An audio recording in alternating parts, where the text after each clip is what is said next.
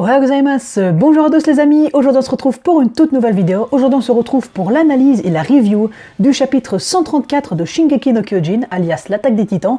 Ça fait un long moment que le chapitre est sorti, dans quelques jours, genre dans 2-3 jours au moment où je tourne la vidéo, du moins je sais pas quand est-ce que je vais réussir à la mettre en ligne.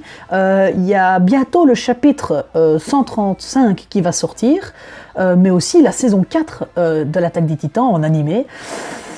Et ça promet, franchement, vu les bandes annonces, ça promet. Lors de la review du chapitre 135, je parlerai vite fait de l'animé, donc restez à l'affût.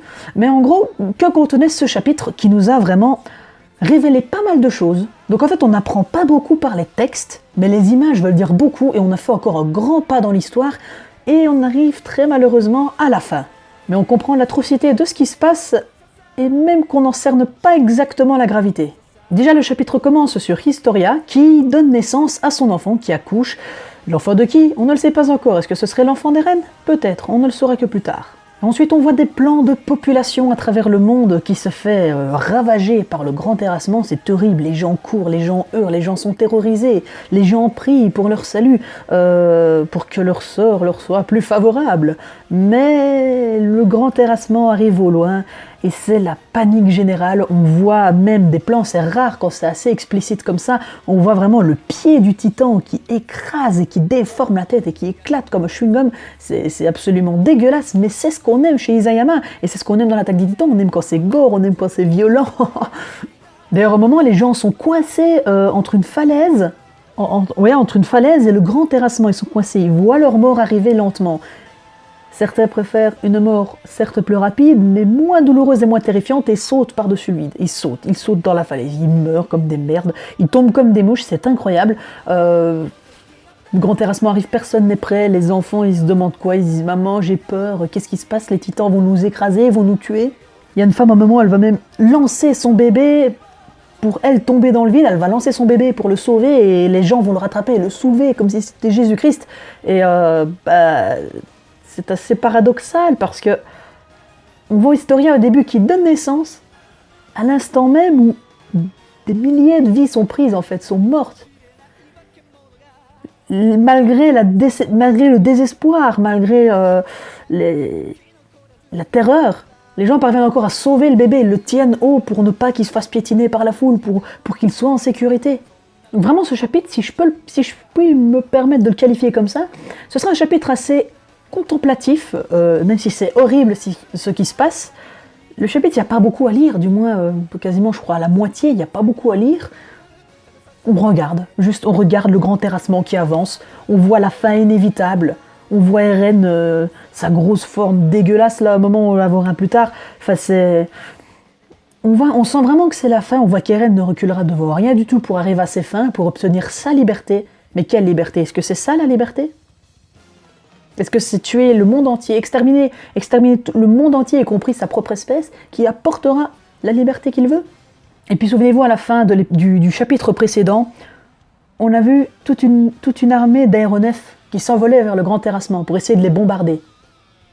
Et là, dans la tour de contrôle, on voit un commandant Mar qui dit au peuple, enfin qui s'adresse au peuple, mais pour Eren, pour les titans, pour les Eldiens, qu'ils sont désolés, qui récoltent ce qu'ils ont semé, toute la haine qu'ils ont remise sur les Eldiens en les traitant de sales démons, en les envoyant sur Paradis, toute la haine, la persécution engendrée sur ce peuple.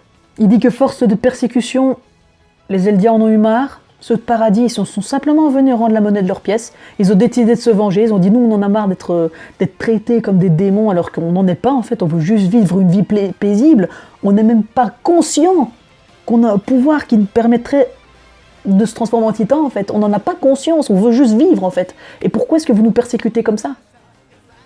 Alors c'est normal que l'île du paradis cherche à se venger. Enfin, selon eux, du moins selon leur point de vue. Ils jurent devant tout le monde qu'il ne reproduira plus les mêmes erreurs. Que si là maintenant, si tout s'arrêtait, sans que le monde soit exterminé, ils arrêteraient là. Ils vont rebâtir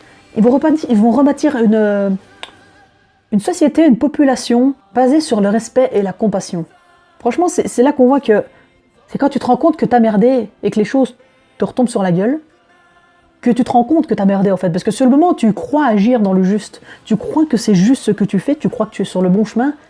Mais quand tu te plantes, tu te dis putain, je me suis trompé en fait. Donc selon, c'est eux qui ont nourri ce désastre.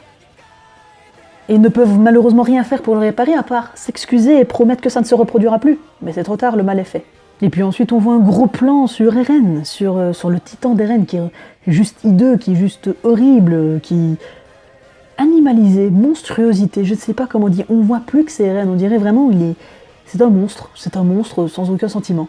Là, bouleversement, les aéronefs arrivent enfin sur les titans. Ils larguent toute leur puissance de feu, c'est une incroyable puissance de feu, il y a plein de bombes qui tombent du ciel, qui s'éclatent sur la tête des titans. Bon évidemment, vu la taille des titans, ça leur fait pas grand chose, on va pas se mentir. Et puis là, tu sais pas comment, t'as Eren qui va sortir de... il va le mettre vers l'air, il va faire apparaître le titan bestial. Alors qu'on pensait que Sig avait été tué, le titan bestial, on pensait qu'il avait été tué, pour que Eren puisse se servir du titan originel. Et donc là, comme à son habitude, le bestial prend des cailloux, dégomme tout, voilà, il lance avec ses mains aussi longues que... Je vais pas aller au bout de ma blague, vous inquiétez pas. Mais... Il explose tous les aéronefs, c'est horrible. Tu vois que tout le monde se dit « Les aéronefs sont enfin là, on a de l'espoir, on peut y arriver. » Et non, ton espoir est réduit à néant par des cailloux, comme d'hab. Merci le titan bestial. Et c'est quand tout espoir semble perdu qu'un avion arrive, un hydravion. Avec Mikasa, Levi et toute la clique. Ils vont tenter d'arrêter Eren, mais bon, on a vu que le pouvoir de l'amitié ne fonctionnerait pas, que Eren ne va pas leur priver de leur mouvement et de leur liberté, mais que tant que leurs idées convergeront, ils s'affronteront. Et là, tout le monde saute de l'avion, le bestial tente de les attaquer, et Reiner se transforme en plein vol, il se transforme. Tu sais pas comment ça va finir, c'est impossible à prédire, j'ai aucune théorie. Et les gens reconnaissant le cuirassé et le charrette, les deux titans primordiaux, les gens se disent, mais c'est impossible, ce sont les démons de l'île Paradis, ce sont ceux qu'on a persécutés et haïs toute notre vie qui viennent nous sauver. Et là, ils sont bien cons, là. Là, ils sont bien cons de se faire sauver par ceux qu'ils ont opprimés. Armin arrive carrément à la hauteur d'Eren. Il lui dit « Je vais te reposer exactement la même question. » La question qu'il lui avait posée, d'ailleurs, dans le chapitre précédent. En quoi est-ce que tu te sens libre dans ce que tu fais?